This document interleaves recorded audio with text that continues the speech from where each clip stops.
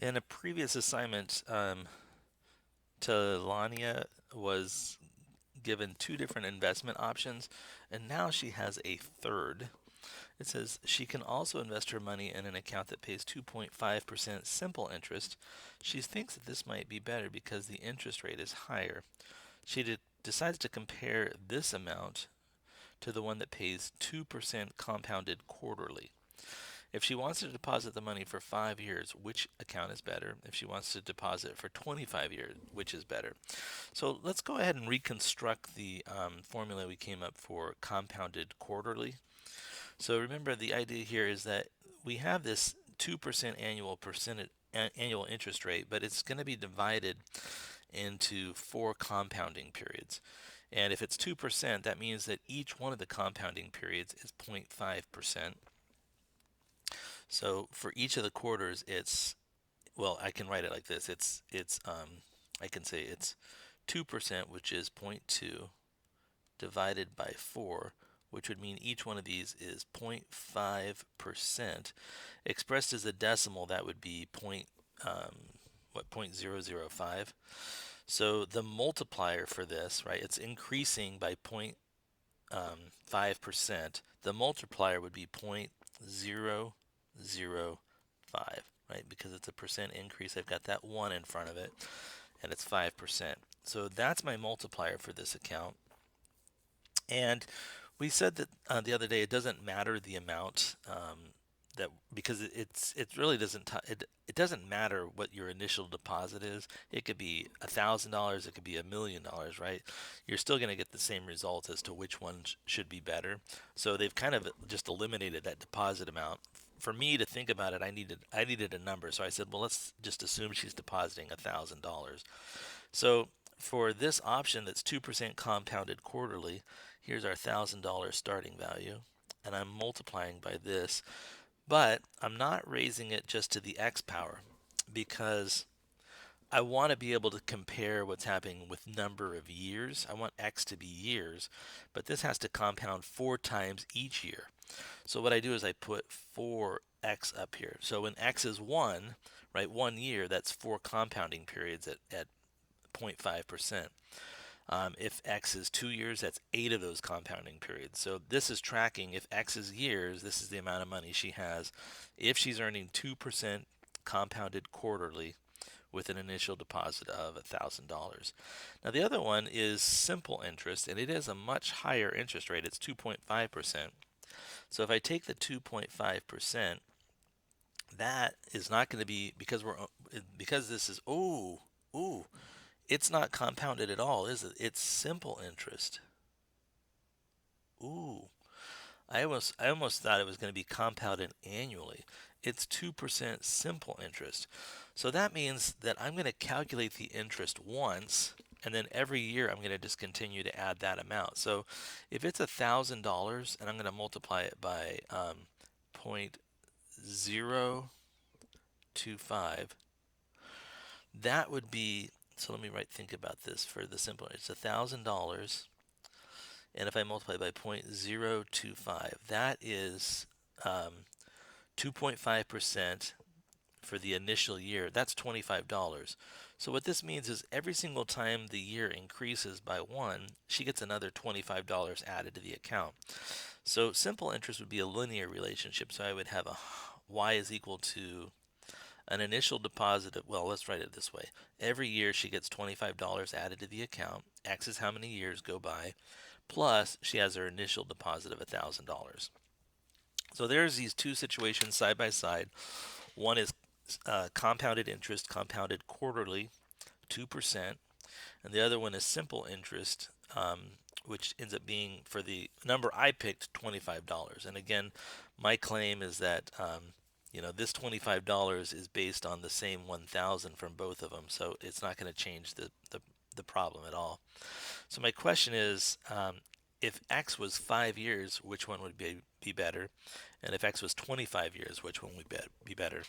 So the last time I did this, I used a spreadsheet to track my values, and I think I'm going to do that again. So let me open up a spreadsheet here, and I'm going to go ahead and title these columns. So this first column is years, The next column is, I'll just write this as 2% quarterly, and I'll write this one as 2.5% simple. And if you double click in between these, it clearly resizes these. So I'm going to start out with year 0. And last time I was talking about, so if I don't want to type all these by hand. So what I just say is I type a form. I say, hey, this cell that I'm in, A3, is equal to the cell above me plus one more. So, and I'm not going to type that all the time either. Once I type that formula once, this knows a relationship. So I just copy this relationship down. And what I'm saying is that always, right, and I stop here, that's going out 84 months, always a cell is equal to 1 plus the cell above it. 1 plus the cell above it. There we go. So these are our years. This one was the simple interest compounded quarterly. So we said we started with $1,000, and I'm going to multiply it by 1.0, was it 0.05? Let me check that. 1.0, yeah, 1.005, and I'm going to raise that to the, and I'm going to open parentheses, 4 times how many years. And to get the years, I just move my cursor over, and oops, I forgot to start this with the equal sign. Both Google Sheets and Excel doesn't know it's a formula unless you start with equals. So now it knows, okay, you're talking about a formula. So I'm just going to say this times, and I just go this one. Whoops. No, just a minute.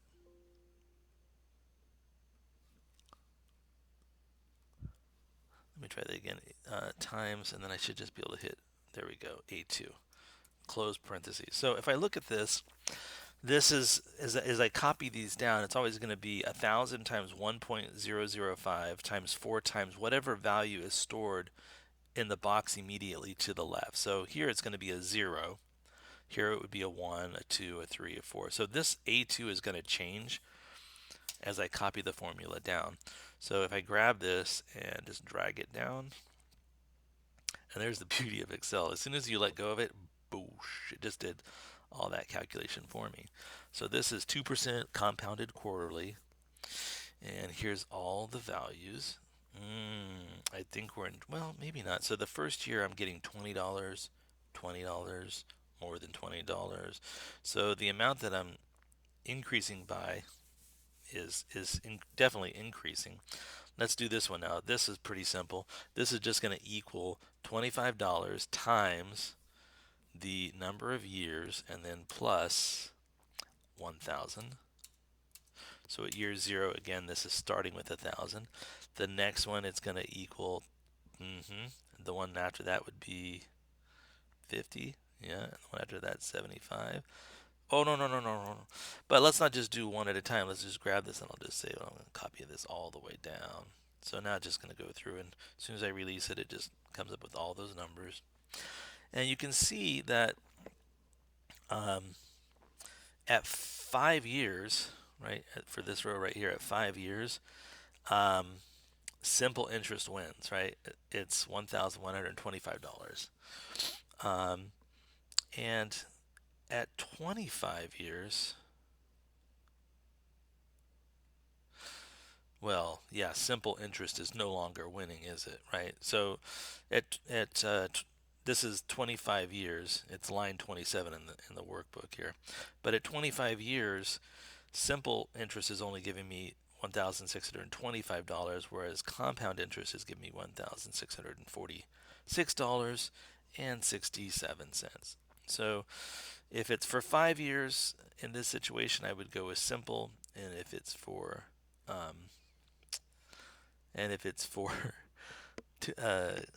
compound interest, 2% quarterly, if it's going out to 25 years, I would say the quarterly wins. And of course, using a TI 80, 84, 83 calculator, right, and entering these two formulas in y equals and looking at a table is pretty much what Excel or Google Sheets is doing. But I would say that my answer is that for my sheet or for my calculator, simple interest produces a higher increase for 5 years, while 2% compounded quarterly produces a higher increase if you're running it out for 25 years. So you just got to pick one or the other based on how long I guess you're intending to keep um, your money in the account. And also, it's important to point out that compound interest would always win. The only reason why simple interest is winning at all is because it is a higher percent, right? It starts with 2.5%. And even with the higher percentage, it still um, completely is dominated by the compound interest eventually. Eventually.